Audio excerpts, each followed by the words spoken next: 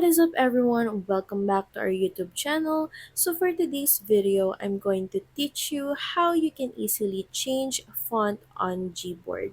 So just head over to settings and in the search bar, just search for fonts.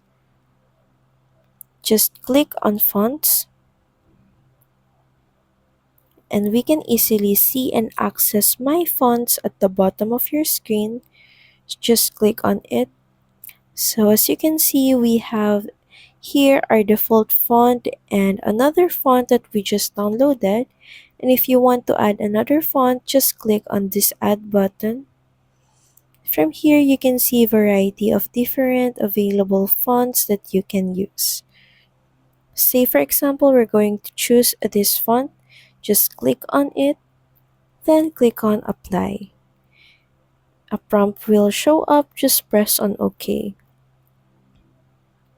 And when we try to type on the search bar, the font of our keyboard has also changed. So that's pretty much it. Thank you very much for watching this video.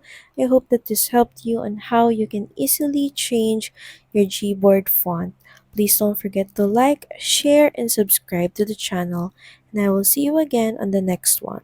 Bye!